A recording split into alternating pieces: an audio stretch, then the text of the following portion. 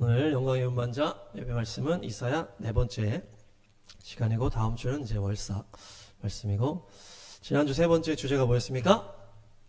임마누엘이었습니다. 첫 번째는 구원이었죠. 구원이 첫 번째 주제였고, 두 번째가 마엘살랄 하스바스. 그래서 세 번째는 임마누엘. 오늘은 뭡니까? 오늘은 이스라엘입니다. 오늘의 주제가 이스라엘인데, 지난 시간 정리를 한번 해보면, 우리가 이 땅에서 사는 믿음의 시간은 천년왕국을 다스리기 위한 주님과 동행하는 훈련이다, 그렇게 했죠. 그래서 상속자를 바라보는 회장님의 마음으로 주님이 우리를 바라보시면서 인도하신다. 하나님과 동행하는 법의 광야, 그래서 구름기둥, 불기둥, 만나 매출하기, 또 반석에서의 물, 또 제사와 절기, 이렇게 해서 그런 것들이 주님과 동행하는 방법들이 다 있는 거죠. 그리고 이 땅에서는 영적 권세를 가지고 훈련을 하고, 천년왕국에서는 진짜 권세를 가지고 다스린다. 그래서 누가 더 예수님께 영광이 되도록 잘 다스릴 것인가. 그래서 초막절에 대회가 열린다. 그렇죠? 그래서 잘 할 수 있도록 잘 준비를 하시고, 동행함의 키는 그분과 운명을 함께 해라. 그렇죠? 그래서 악하고 음란한 세대에서 예수님과 그분의 말씀을 부끄러워하면 나도 너희를 재림의 때에 부끄러워하겠다. 이사야에 나오는 히스기야의 스토리는 임마누엘, 주님과 동행하는 이야기들이다. 그래서 어려움이 닥친 히스기야가 이사야 선지자와 함께 기도했더니 기적적으로 앗수를 다 쓸어주셨다. 병 들었을 때 울면서 기도했더니 15년을 연장하여 주셨다. 그래서 예수님께서는 우리를 친구로 부르시고 신부로 부르셨기 때문에 우리가 우리의 기도와 우리의 마음을 주님께 의견을 계시할 수 있다. 그래서 아브라함, 모세와 예수님의 제자들이 다 주님과 함께 같이 동역을 했다. 그래서 우리가 나의 삶, 또 우리 주변의 기도 대상자들의 삶에 대해서 주님께 이렇게 해주시면 어떻습니까? 탄원을 할 수 있는 거죠. 그렇죠? 또한 동행을 할 때 예수님이 서운해 하실 때가 있는데, 우리의 깊은 것들을 아무한테나 이렇게 다 오픈을 할 때 싼티나게 이렇게 하면 안 된다. 값비싼 감정이 돼야 된다. 그렇죠? 신랑 대신 예수와께 우리의 깊은 것을 나누고 주님께만 그렇게 해서 쏟아내지 않으면은 서운해 하신다. 주님이 서운해 하시면은 심판이 떨어진다. 그렇죠? 이사야 네 번째 주제는 이스라엘인데요. 이사야에서 이제 좀 중요한 내용들이 이제 24장에서 35장까지 이렇게 나오는데 좀 어려워요. 좀 내용들이 어렵고, 근데 이 내용들이 다 이스라엘과 유다의 백성에 대한 어떤 주님과의 어떤 그런 스토리들이 다, 구원에 대한 그런 스토리들이 쫙쫙 나오는데, 이사야 처음부터는 타락한 내 백성 이렇게 하죠. 그래서 예루살렘과 내 백성 이렇게 하면서 주제로 쫙 하다가 포도원 얘기 나오고, 이사야 사명받는 6장 사명받고 7장에 아하스 왕 이야기 나오면서 임마누엘 계시 나오고, 8장에 마엘살랄 하스바스 계시가 나오고, 그 뒤에 이제 11장에 이제 메시아 계시, 천년왕국 계시 이렇게 나온 다음에 13장부터는 이방 민족의 심판의 말씀이 쭉 나오는 거예요.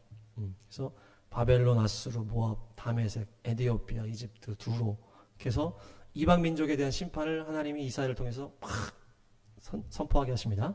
그리고 24장부터 이제 35장까지, 이 36장부터는 이제 또 히스기야의 스토리가 나옵니다. 그러니까 그러면서 39장까지 히스기야 스토리 나오고, 40장부터 또 다른 회복의 말씀 이렇게 나오죠. 그래서 24장에서 35장까지 여기 10장 정도가 이제 이스라엘에 대한 이제 내용들인데, 이제 내용이 좀 난해. 오늘은 좀 어려울 수가 있습니다. 그래서 잘 이제 따라오시고, 24장 1절에서 5절까지 땅에 대한 이제 황폐함, 그리고 이제 어떻게 되죠? 다 이제 흩어진다. 그래서 이것이 언제 성취된 거예요? 바벨론 때 성취된 게 아니고 예수님 십자가 이후에 이게 성취된 거예요. 많은 사람들은 그냥 이 황폐하게 됐다가 다시 회복되는 거를 에스라 느헤미야 와서 다시 회복했다 이렇게 하니까 이게 안 되는 거예요. 그렇게 하니까 이게 계시가 안 열리는. 이 계시는 언제 성취된 거예요? 예수님 십자가 이후에 로마 군대에 의해서 땅이 황폐해진 그때를 지금 예언한 거예요.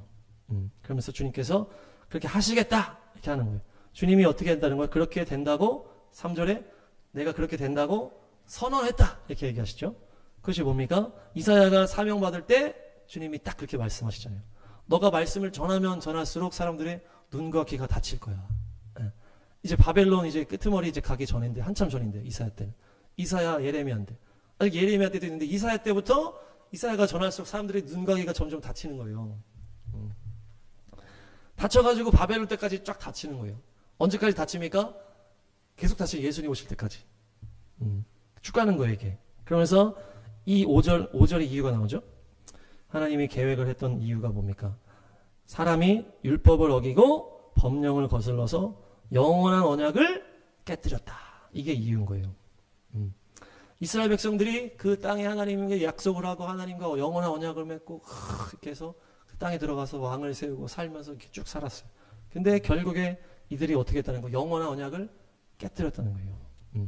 그 땅이 그래서 황폐하게 되고 흩어져 버리는 이유가, 1차적인 이유는 하나님이 선포한 것이고 주님께서 선포하셨기 때문에 그렇게 되는 것이고, 두 번째는 그들이 율법을 어기고 나와 영원한 언약을 깨뜨렸기 때문에.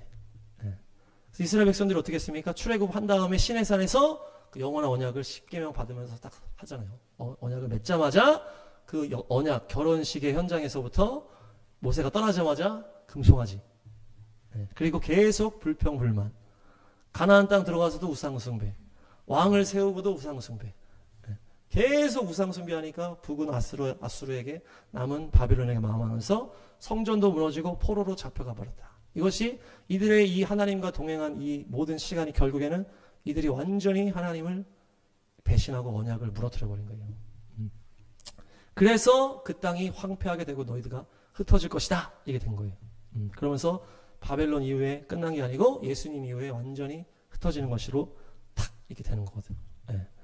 그러면서 이렇게 했는데 이사야는 이 바벨론에게 한참 망하기도 전이잖아요. 이사야는. 근데도 회복을 또 예언을 해요. 회복. 네. 24장 13절에서 16절. 좀 어렵잖아요. 좀. 그렇죠? 이러한 일이 일어난 다음에 어떻게 된다는 거예요? 남은 자들을 죽을 것이다. 남은 자 이야기가 나오는 거예요.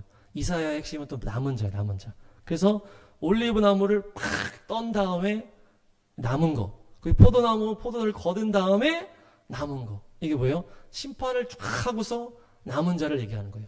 너희가 그렇게 황폐하게 된 다음에 내가 그루터기를 남기겠다. 예. 그렇게 한 다음에 심판의 이후에 어떻게 된다는 거예요? 이 14절, 14, 15, 16은 뭡니까? 이 영역이 전 세계가 영역이에요. 전 세계가. 그러니까 바벨론 복귀하고서 거기서 끝나는 게 아니라는 얘기예요. 지금 이 심판 이후에 전 세계가 영역이기 때문에 이스라엘 마지막 때 회복을 예언하는 거예요. 그래서 살아남은 자들은 소리를 높이고 외치고, 서쪽에서는 사람들이 주님의 크신 이름을, 동쪽에서는 주님께 영광을 돌리고, 지금 전 세계적인 지금 상황이죠. 바다의 모든 섬에서는 이스라엘의 하나님의 이름을 찬양할 것이다. 이것이 마지막 때 이 심판의 기간이 다 끝나고 회복되는 예언이 여기 딱 들어가 있는 거예요. 의로우신 분께 영광을 돌리세. 찬양을 막 하는 거예요. 그런데 갑자기 또 나오잖아요. 이제 그러나 갑자기 이래서 어려운 거예요. 지금 같은 절인데 16절 찬양하는 그 소리가 난 다음에 그러나 갑자기. 그러니까 마지막 때 주님께서 회복시키면서 이스라엘 높이면서 이스라엘의 그것들이 꽉 차면서 전 세계에서 찬양을 하고 있을 때 그 이후에 뭐가 온다는 거예요? 마지막 이제 심판을 얘기하는 거예요. 이 절망에 사로잡히고 재앙이 닥쳤다. 이들은 누굽니까?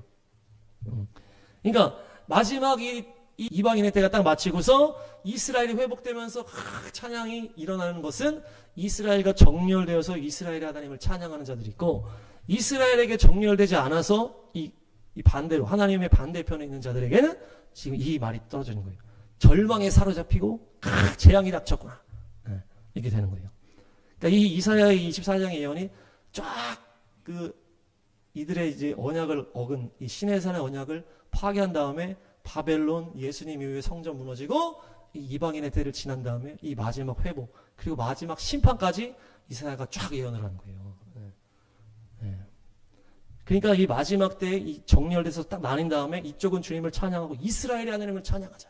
이 반대편에 있는 자들은 심판이 떨어진다. 이 얘기를 하는 거예요 지금.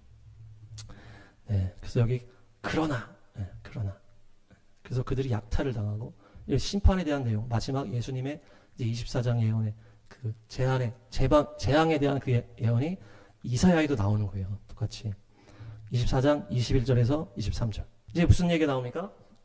이제 이스라엘 정렬되고 회복된 다음에 이 반으로 나눠진 다음에 이들에게는 심판이 온다고 그랬잖아요. 그러면서 그날이 오면, 이 그날이 오면, 이 구약의 예언서에서도 그날, 하나님의 두려운 심판의 날, 두려웠고 떨리는 날, 이런 날은 다 예수님의 재림을 말하는 날이에요. 초림을 말하는 게 아니고 재림을 말하는 날인데, 그때, 네, 감사합니다. 그때 하늘의 군대를 벌하시겠다. 그 마귀의 세력을 완전히 그때 끝내시고 아래로는 땅에 있는 세상의 군왕들을 벌하신다. 그 마귀의 수하에 마귀에게 속아가지고 마귀 편에 있던 사람들을 다 쓸어버리는 거. 그때 이제 예수님 재림은 심판으로 재림하시니까.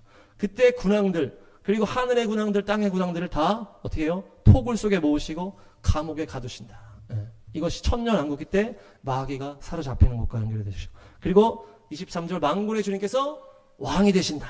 예. 이게 지금 천년왕국까지 얘기를 하는 거예요. 그때는 달과 해가 부끄러울 정도로 예수님이 완전한 찬란한 빛으로 다스리신다. 시온산에 앉으셔서 예루살렘을 다스린다. 새 예루살렘을 말하는, 장로들은 그 영광을 볼 것이다. 그러니까 이사야 24장이 처음부터 쭉 이 천년왕국까지 예언을 한 거예요. 얼마나 이게 엄청납니까? 예. 이사야는 잘 알지도 못했을 수도 있어. 이게 지금 어디까지 내가 예언을 하는 건지. 이사야는 막 예언을 막 하는데 하나님께서 이 모든 세계 역사를 다 이사야 예언 속에 다 넣어버리신 거예요. 그러니까 이게 쫙 있으니까 우리가 어려운 거예요. 아, 이게 다 섞여 있으니까.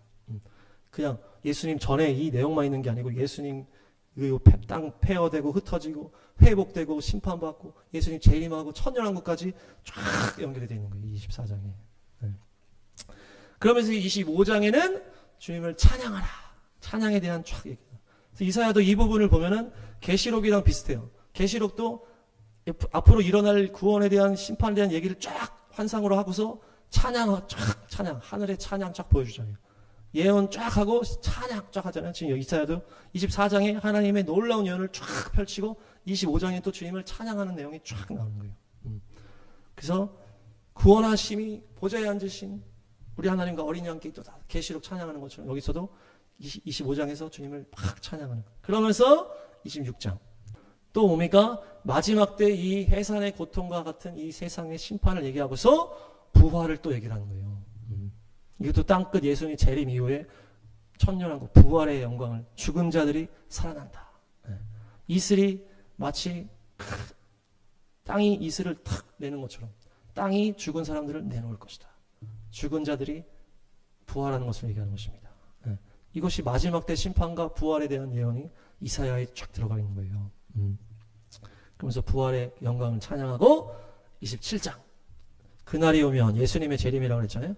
이것도 지금 마지막 이 재림에 대한 이야기예요. 그래서 리워야단을 심판하신다. 리워야단은 세 가지로 표현하고 있어요. 매끄러운 뱀이다. 꼬불꼬불한 뱀이다. 바다의 괴물이다. 이렇게 얘기하잖아요. 매끄럽다는 것은 도망치는 것을 말해요. 도망치. 이제 뱀이 도망가는 거죠. 그렇게 도망가. 꼬불꼬불한 거는 뭐예요? 이 꼬이고 비틀어지고 왜곡되고 거짓을 말하는 거예요. 그래서 매끄러운 뱀은 도망가는 이 뱀이고 꼬불꼬불한 뱀은 거짓을 말하는 뱀을 말해요. 그래서 바다의 괴물이다. 용이다. 이 바다는 세상에 죄악된 세상을 말하잖아요. 이 용은 큰 뱀을 말해요. 큰 뱀. 괴물. 큰 뱀. 그러니까 사탄 자체를 지금 말하는 거예요. 예수님의 심판 앞에서는 이 리워야단, 이 마귀가 도망치고 거짓의 아비 이놈이 이 세상을 뒤흔들고 이 세상의 죄악을 붙들고 있던 큰 용. 그들이 이제 심판받는 거예요. 그러면서 2, 3, 4절을 보니까 내가 이제 포도원 지기가 되어서 포도원을 해치는 놈들을 다 불살라버릴 것이다. 이것도 마지막 때 심판을 말하는 거예요. 이 포도원은 누구를 말하는 거예요? 이 포도원은 이스라엘을 말하는 거예요.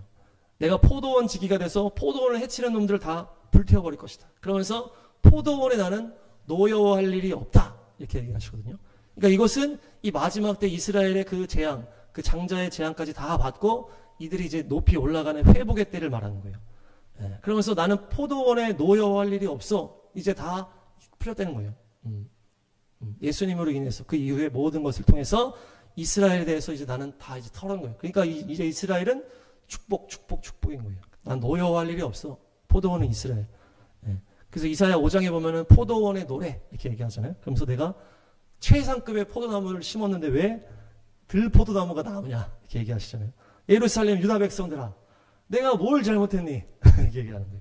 내가 너희한테 안 해준 게 뭐야? 다 해주고 뭣도 해주고 뭣도 해주고 다 이렇게 내가 포도원을 꾸미는 농부처럼 다 이렇게 해줬는데 그 최상급 포도나무를 심었는데 왜 들포도가 나오냐?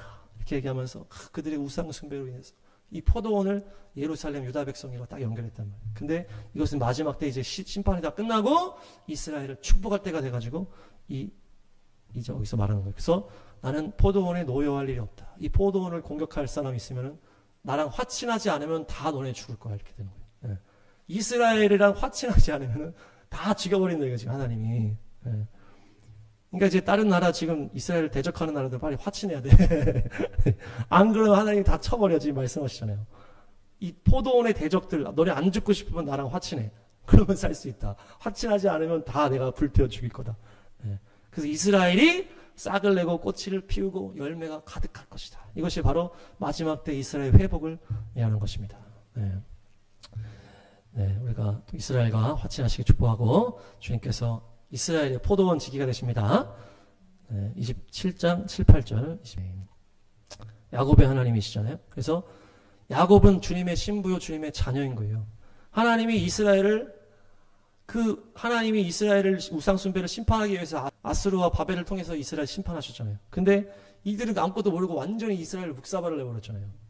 그냥 아수르는 그냥 잔인하게 다 죽여버리고 바벨론도 막 그렇게 했잖아요. 근데 하나님은 그런 마음은 아니라는 얘기예요. 내가 몽둥이를 너네한테 맡겨가지고 니네가 아주 그냥 사정없이 팼지만은 나는 그 야곱을 혹독하게 치시지 않는다는 거예요. 내가 그렇게 많이 야곱을 살육했겠냐 이렇게 얘기하시는 거예요. 그러면서 이스라엘을 포로로 보내서 견책했다. 잠깐 혼냈다는 얘기예요. 거센 동풍이 볼 때 더 거센 바람을 보내서 이들을 흩었다. 그러니까 바벨론 포로 이스라엘 흩어짐 이것이 주님이 이스라엘을 혼낸 건데 주님은 아버지의 마음으로 얘네들을 그냥 혼냈을 뿐이라는 거예요. 잠깐 혼낸 거예요. 완전히 그 대체신학에서 말한 것처럼 이스라엘 끝장내버린 게 아니고 버린 게 아니고 잠깐 혼냈다는 거야. 잠깐 혼냈다. 사랑하는 내 아들 내 장자를 내가 혼낸 정도다. 이 여기서 지금 말씀하시는 거예요. 그렇게 해서 그러니까 27장 9절 야곱이 우상 숭배로 인해서 하나님의 영원한 언약을 저버렸잖아요. 그래서 하나님이 얘네들을 정신 차리게 하려고 혼내서 어떻게 되는 거예요? 결국 이들이 죄를 용서받게 만드셨다. 그리고 이들이 다시는 우상을 세우지 않게끔 주님이 혼내서 그렇게 만들었다는 얘기예요. 그래서 죄 용서를 받게 하기 위해서 주님께서 혼냈다는 얘기예요.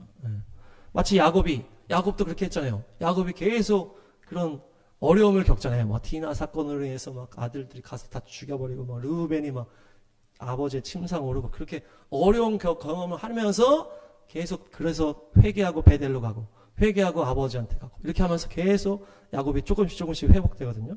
그러면서 또 요셉 문제 때문에 또 이렇게 한 다음에 마지막에 또 이렇게 온전하게 모든 거를 다 내려놓잖아요. 지금 야곱이 겪은 인생이 똑같이 이스라엘이 겪은 인생이라는 거예요.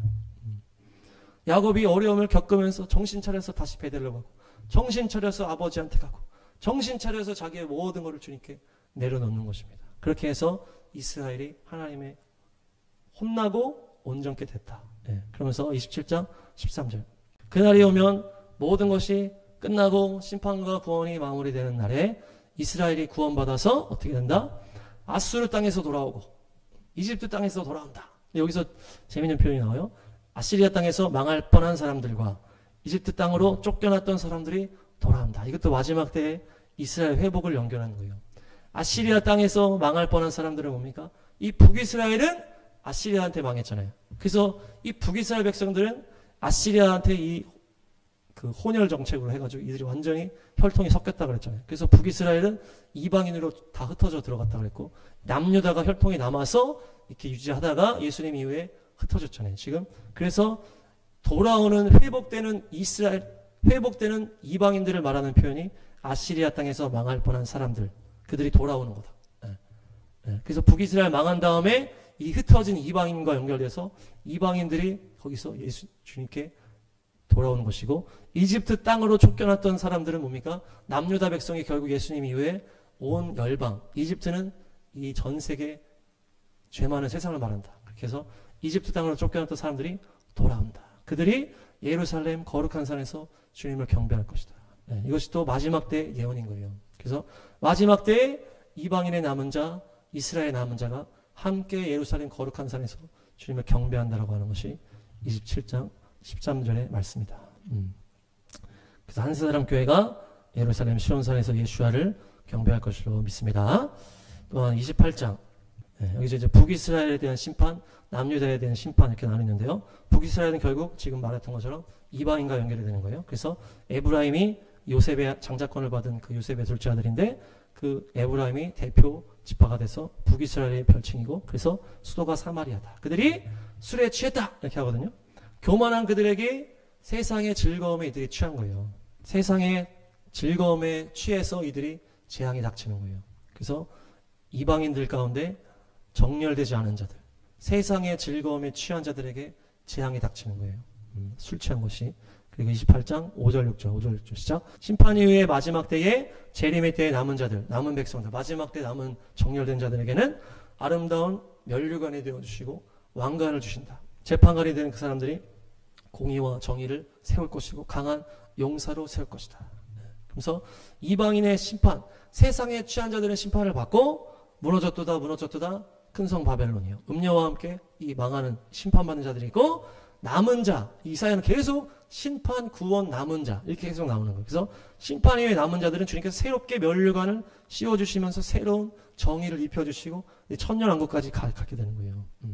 이 이방인도 지금 나누는 거죠. 북이스라엘에 대한 심판을 얘기하는 건데 북이스라엘은 결국 마지막 때 이방인의 심판을 얘기하는 것이고 결국 정렬되지 않은 자, 이 바벨론 쪽의 선자들은 다 심판받을 것이고 구원받은 남은 자들은 주님께서 정의와 공의를 입혀서 천년왕국을 리더로 세워주신다. 이렇게 하고 이제 남유다가 나오는 거예요. 그러니까 성경은 계속 유대인, 이방인 계속 나오는 거예요. 북이스라엘, 남유다, 북이스라엘, 남유다.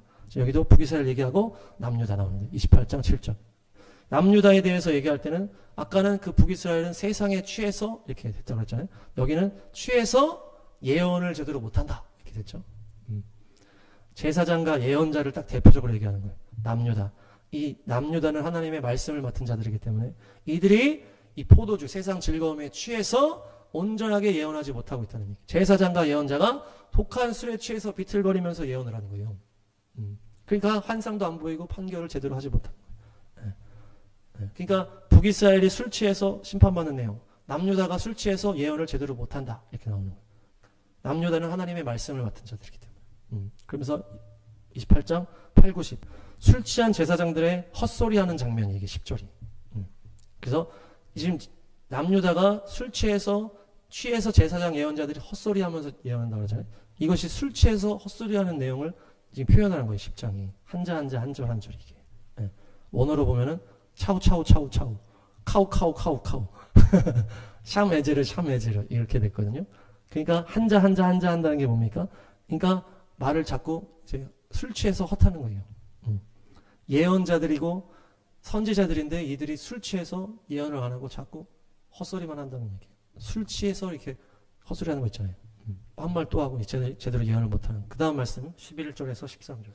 지금 주님께서 알아듣지 못할 말씨와 다른 나라 말로 이 백성을 가르칠 것이다. 이게 지금 미래에 대한 얘기거든요.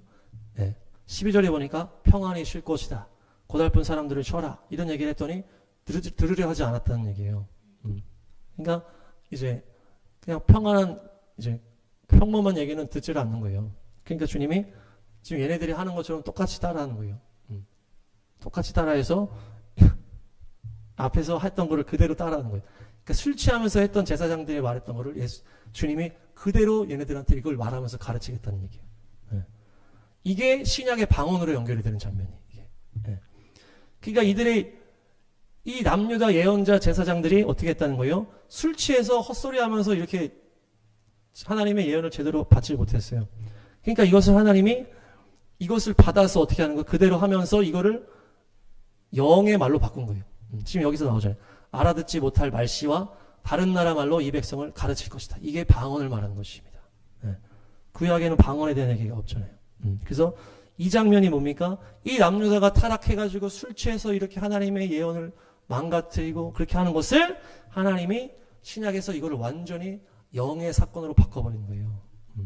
지금 이게 지금 나오는 거예요. 이게 지금 여기도 똑같이 앞에서 차우 카우 샤메제르 이게 언어가 하나하나 나열되어 있는 거거든요. 이게 술 취해서 말하는 거를 주님께서 그대로 따라 하시고 이것을 앞으로 너희들에게 내가 이렇게 가르칠 거라는 거예요. 그렇게 하면 어떻게 되는 거예요? 예. 못 듣는 사람은 못 듣잖아요. 그래서 그들이 가다가 뒤로 넘어져서 다치게 하고 덫에 갈려서 잡히게 하겠다. 예. 그러니까 알아듣지 못하는 자는 못 알아듣고 결국 덫에 넘어진다는 거예요. 그래서 이들이 결국 술에 취해서 이렇게 예언하는 것을 하나님께서 이거를 완전히 바꿔가지고 영으로 예언하는 것으로 바꾼 거예요. 영으로 방언을 하는 것으로. 예. 그래서 이 사도행전에서 이 방언이 처음 탁 터지니까 사람들이 이거 술 취한 거 아니냐 이렇게 얘기했잖아요. 술 취한 것과 이게 방언이 연결되는 거예요. 그러니까. 예. 그래서 성령에 취하라. 술에 취하지 말고 성령에 취하라. 이것이 하나님이 지금 이 장면을 가지고 내가 이걸 선하게 바꾸신 거예요. 이들이 술 취해서 제사장들이 이렇게 하는 것을 하나님이 완전히 성령에 취하게 바꿔버린 거예요. 세상에 취한 이 세상의 방식을 하나님이 영의 방식으로 바꿔버리죠. 하나님이 이렇게 하시는 거예요. 이게 하나님 하시는 방식이다. 저들이 술 취해서 그렇게 너 취해 있는 게 그렇게 좋아? 하나님 예언도 안 듣고 술 취해서 놀고 있어? 나의 영에 취하게 만들어버리겠다. 이렇게 하는 거예요. 나의 영에 취해서 알아듣지 못하는 말로 방언을 하게 하고 다른 나라 말로 방언하게 하겠다. 그래서 이것에서 방언이 탁 나오는 거예요. 그래서 사울왕도 뭐 다윗 잡으러 갔다가 막 예언 집회 이렇게 막 된 것처럼 완전히 성령에 사로잡히는 그것이 이제 구약에도 있었지만은 이 신약에 오면서 방언으로 지금 나오는 거예요. 이 장면과 그거랑 연결돼요. 그래서 이어서 심판의 말씀 28장 16, 17, 18. 내가 시온에 주춧돌을 놓는다. 얼마나 견고한지 시험하여 본 돌이다. 이 돌을 모퉁이에 놓아서 기초를 새롭게 하겠다. 이게 지금 예수님의 건축자가 버린 돌이 모퉁이의 머릿돌이 된다. 이제 그 얘기거든요. 얼마나 견고한지 시험해 본 돌이 바로 예수님인 거예요. 그래서 그 돌을 모퉁이 돌로 놓고 새로운 새 성전을 시작하셨잖아요. 그러면서 이것을 의지하는 사람은 불안하지 않을 것이다. 16절에. 이것이 바로 이 돌이 바로 예수님을 말하는 것이에요. 새로운 주춧돌.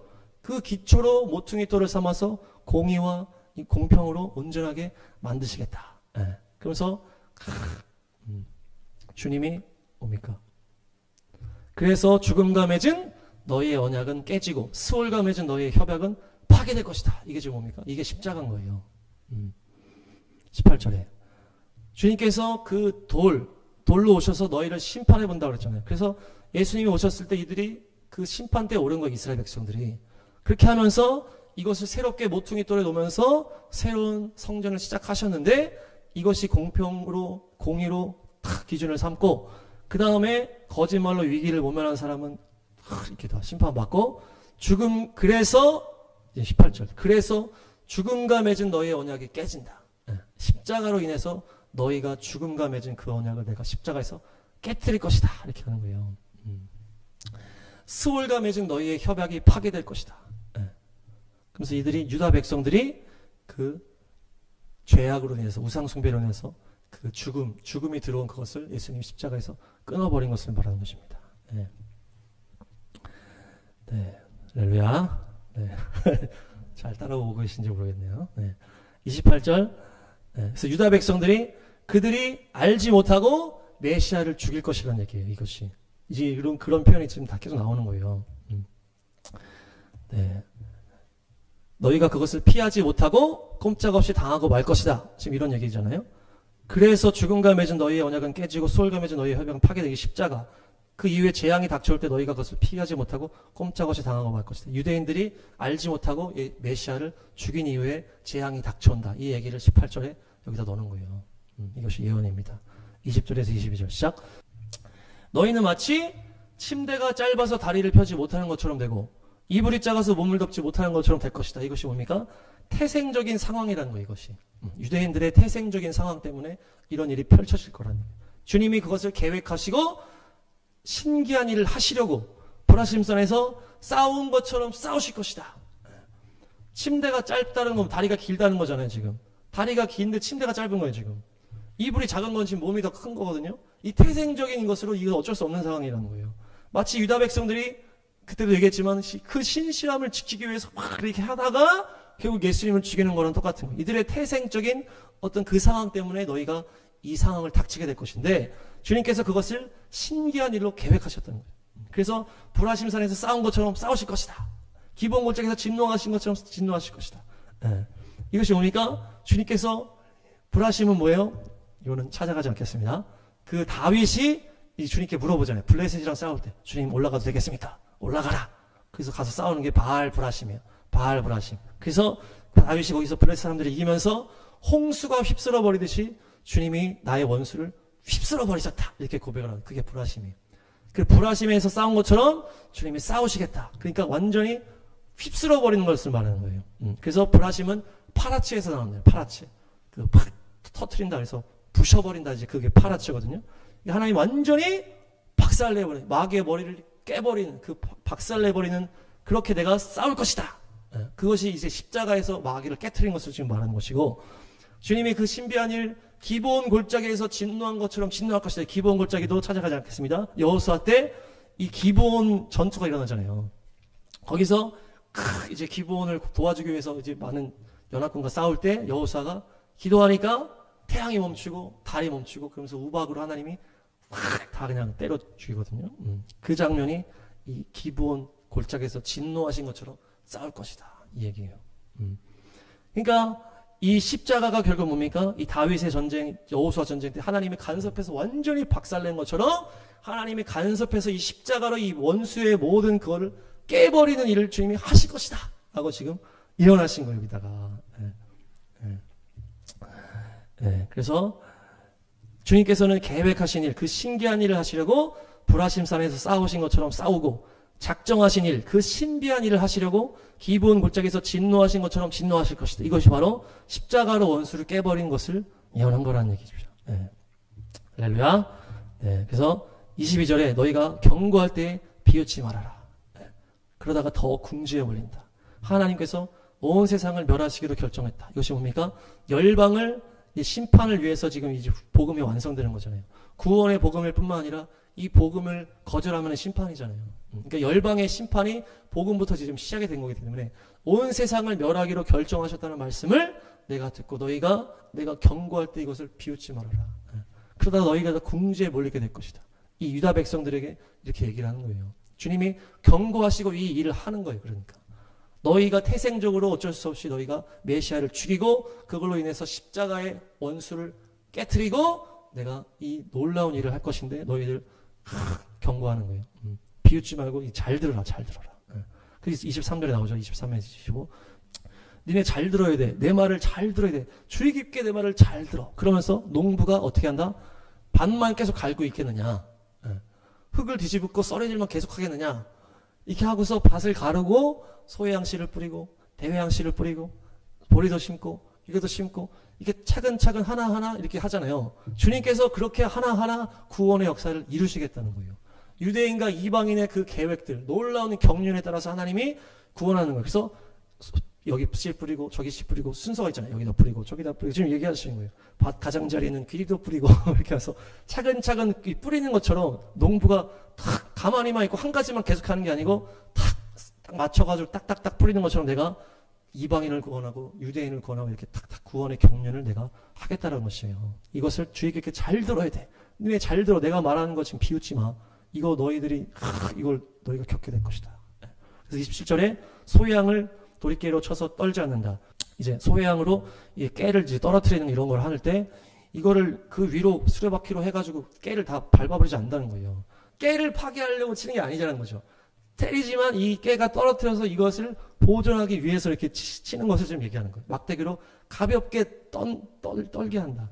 나달이 바스러지도록 털지 않고 으깨지 않고 탁탁 털지만은 이것을 남겨서 구원하기 위해서 한다는 얘기예요. 지금 이제 이스라엘과 이 십자가 이 모든 것들을 지금 이렇게 설명하고 계신 거예요. 밭에 뿌리는 것처럼 차근차근 뿌리는 거, 그리고 내가 이렇게 탁 때리지만은 이거를 보존하기 위해서 때리는 거라는 거. 너희들을 때리지만은 너희를 결국 살리기 위해서 내가 이렇게 경륜을 가지고 이방인의 때 유대인을 눈을 가리고 이렇게 한다는 거예요. 그것을 지금 이사야에서 계속 예언을 하고 계신 거예요. 주님의 모략은 기묘하며 지혜가 끝없이 넓다. 이게 지금 계속 이스라엘의 그 역사 속에서 십자가 부활 이후에 이방인의 때, 그 다음에 이스라엘 회복, 이 모든 것이 이 모략이요, 기시예요, 이것을 지금 이사야가 계속 예언으로 다 설명하고 있는 거예요. 네, 그래서 하나님의 경륜이다. 네. 결국 뭡니까? 유대인의 심판과 회복, 구원의 복음, 구원의 이 경륜을 계속 이사야 24장부터 계속 설명하고 있는 거예요. 네, 이렇게 해서 저렇게 해서 너희들을 때렸지만 이게 때리는 게 본심이 아니야. 아수르 바벨론 때린 것처럼 내가 때린 것은 이제 내 마음은 그렇지 않다. 난 너희들을 구원을 하기 위해서, 너희들의 우상을 없애기 위해서. 그렇게 해서 이방인의 때에 너희들이 눈을 가려지고 이런 모든 구원의 경륜들이 결국에는 모두를 살리게 하기 위해서고, 모두의 마지막 남은 자 구원을 이루고 천년왕국으로 들어가기 위한 모든 것이라는 거예요. 그래서 28장에 술 취한 에브라임 유대인들 보여주면서 이방인과 유대인들이 술 취한 그런 것들도 주님께서 성령의 것으로 바꿔버리시고, 역전의 역사를 이루시고, 농부가 시간을 맞춰서 탁탁탁 심는 것처럼 구원의 역사가 이렇게 이루어진다는 것입니다. 네. 네, 그래서 이사야에서 이스라엘에 대한 계시가 이제 이 안에 지금 숨어 있는 거죠. 숨어 있다 보니까 이게 딱 보다 보니까 좀 어려웠지만은 주님의 경륜은 위대하십니다. 그래서 그분의 역사를 찬양하시고, 여러분이 이해가 안 되실 수 있잖아요. 이렇게 막 맞는 입장에서는 이해가 안 되는 거예요. 그렇지만 이것이 나를 완전히 바스러뜨리는 것이 아니고 이로 인해서 우상을 제하고 완전한 구원의 경륜을 이루기 위하시구나. 그래서 그 이스라엘을 우리가 또한 축복하고 예루살렘을 축복합니다.